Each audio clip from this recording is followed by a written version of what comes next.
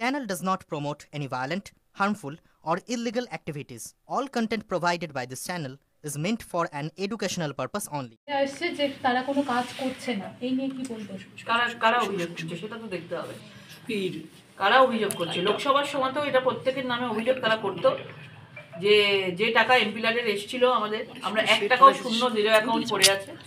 এবং আমাদের যারা বিধায়করা রয়েছেন তারা প্রত্যেকে কাজ করে, কিন্তু সেটা একটা নামের রটিয়ে দেওয়া হয়। আজকে তৃণমূলের লোকেদেরকে দেখবেন, আজকে পুরো বাংলাটাকে দেখুন না। আজকে এই সরকারের আমাদের বাংলা কি হয়েছে, কোন শিল্প এসেছে, কতজন চাকরি পেয়েছে, কোন ডেভেলপমেন্ট হয়েছে? কিচ্ছু হয়নি। আগে বাংলাকে দেখুন, তারপর সরকারকে দেখুন, তারপর বিজেপির বিধায়কদের কথা বলবেন। আর তাদেরকে কি কাজ করতে দেওয়া হয় আদৌ? তাদের কি কাজ করতে দেবে? তাদের ফোনই তোলে না ডিএম সাহেব, ফোনই চলবে না, কথাই বলবে না। তারা কাজ করবে কি করে? কাজ করার জায়গাটাই তো নষ্ট করে ফেলে। কাজ যদি করে তাহলে তো বলবে বিজেপি বিধায়ক কাজ করেছে, আর তাহলে তো তাদেরকে আবার বেশি করে মানুষ ভোট দেবে, তাদের নাম হবে। সেই জন্য ওরা চাই যে কাজটাই ওদেরকে বন্ধ করে দেবো। বিজেপি বিধায়কদের কোনো দোষ না, এটা এই রাজ্যের সরকারের দোষ। আজকে পঞ্চানন বর্মা ইউনিভার্সিটি শিল্পী সাহিত্যিকরা রাস্তায় নেমেছিল, তাদের নিয়ে কালকে কুণালবাবু বলেছেন এই শিল্পীদের যেন কোনো ফাংশনে নেওয়া না হয়। আবার অভিষেক বন্দ্যোপাধ্যায় সেটা কাউন্টার করছেন যে তার ব্যক্তিগত বক্তব্য। এই বক্তব্যগুলো একই জায়গা থেকে দুজন বিলংস করেন, এই দুরকম বক্তব্য হচ্ছে, এটাকে কীভাবে দেখছি? আরজি কর নিয়ে পশ্চিমবঙ্গ সরকারের একটা ফেস লস হয়েছে, মুখে চুনকালি পড়েছে আর কি। এত বড় একটা মেয়েটির একটি নৃশংসভাবে তাকে ধর্ষণ করে হত্যা করা হলো, এবং তার এভিডেন্সগুলোকে প্রথমে সরিয়ে দেওয়া হলো। এবং সিবিআই তো এভিডেন্স ছাড়া কিছু করতে পারবে না। রাজ্য পুলিশ, কলকাতা পুলিশ যতক্ষণ না তাদের হাতে এভিডেন্স তুলে দেবে যে, এবং তাদের জন্য যারা রাস্তায় নেমে প্রতিবাদ করেছিল, আজকে তাদেরকে কাজ নিয়ে নেওয়ার, তাদেরকে পেটের ভাত নিয়ে নেওয়ার পরিকল্পনা চলছে তাদেরকে নিয়ে। এবং এটাই তো করে, যেসব শিল্পীরা সেই দলের নাম লেখায় না, তাদের কাজ নিয়ে নেওয়া হয়, পেটে লাথি মারা হয়, এবং তারপরে আস্তে আস্তে তারা চুপ করে যায়। এটাই এই সরকারের ক্যারেক্টার। সেই জন্যই আমার তো কথা হলো যে আজকে যে সকল শিল্পীরা, আজকে ইন্টেলেকচুয়ালরা, বুদ্ধিজীবীরা তৃণমূলে রয়েছে, তারা বাংলাদেশে এত প্রোগ্রাম করতে গেছে, এত কিছু করেছে, বাংলাদেশের কথা এসে বলতো, পদ্মার ইলিশের কথা বলতো, পদ্মার কথা বলতো। এত হিন্দুদের বাড়ি, তাদের শিল্পীদের উপর এত আঘাত আসছে। চঞ্চল চৌধুরী থেকে শুরু করে আরও অনেক শিল্পীরা রয়েছেন, তাদেরকে আঘাত করা হচ্ছে, আক্রমণ করা হচ্ছে, বাড়ি জ্বালিয়ে দেওয়া হচ্ছে। সেখানে আমাদের ইন্টেলেকচুয়ালরা কোথায়? তারা কোথায়? তারা রাস্তায় কেন নামেনি? তারা একটাও কেন কথা বলছে না? তার মানে কি এরা তৃণমূলের ইন্টেলেকচুয়াল? তাদের নিজস্বতা বলে কিছু নেই?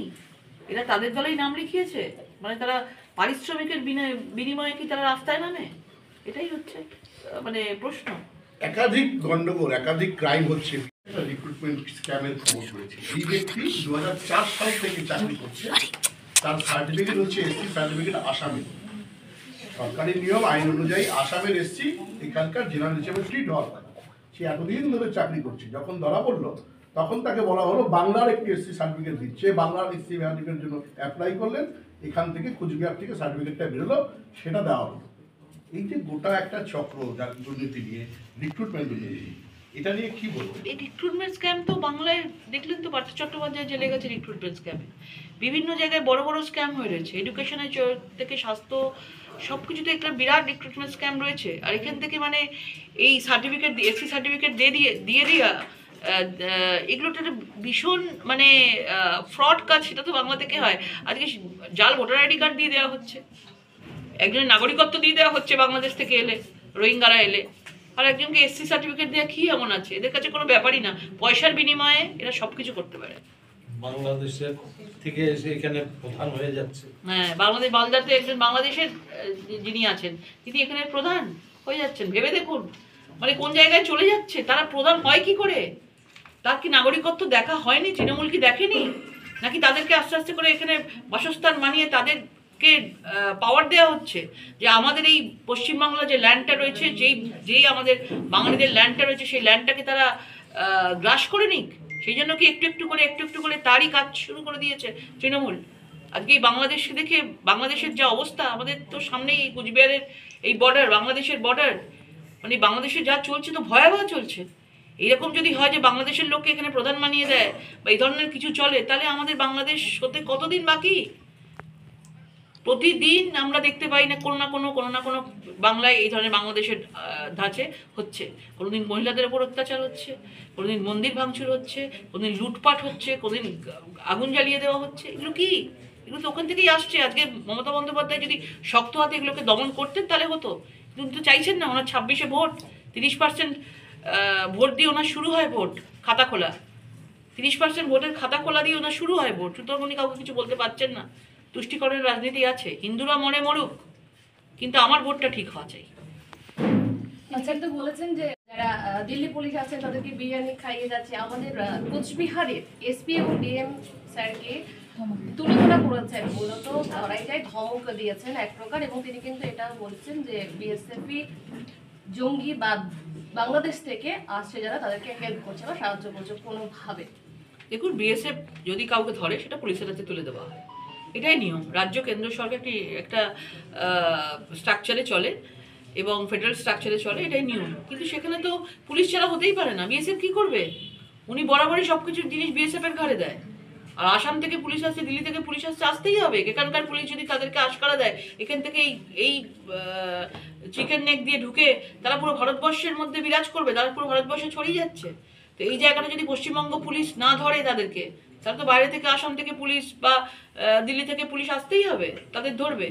উনি যদি নিজে হাতে দমন না করেন, পরিষ্কারই তো বোঝা যাচ্ছে উনি ঢিলে দিয়েছেন। এই জন্য আজকে এত রোহিঙ্গা থেকে শুরু করে বিভিন্ন লোক এখানে ঢুকে যাচ্ছে। এখানে ক্রিমিনালি কিছু কাজকর্ম করে বাংলাদেশ পালিয়ে যেতে পারে। কিসের জন্য পারে? অ্যাডমিনিস্ট্রেশন ছাড়া সম্ভবই নয়। বিএসএফ তো বর্ডারে থাকে। বিএসএফ যদি কাউকে পায় তাকে সেই রাজ্যের পুলিশের হাতে তুলে দেয়, তারপর সেটা পুলিশের কাজ থাকে নাকি কি করবে না করবে। তাহলে পুলিশ পুরো ফেলিওর। পুলিশ ইচ্ছে করে কাজ করছে না, পুলিশ মমতা বন্দ্যোপাধ্যায়ের নির্দেশে কাজ করছে।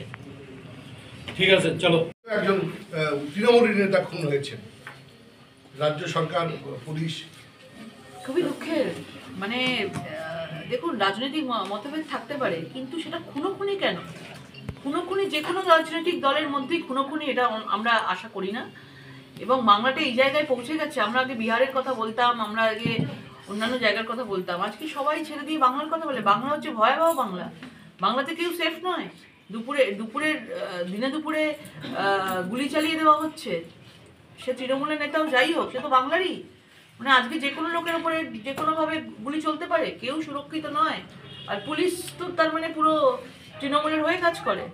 মানে এটাই বোঝা যাচ্ছে যে এই বাংলা সুরক্ষিত নয়, এই বাংলা বন্দুক গুলির বাংলা হয়ে গেছে।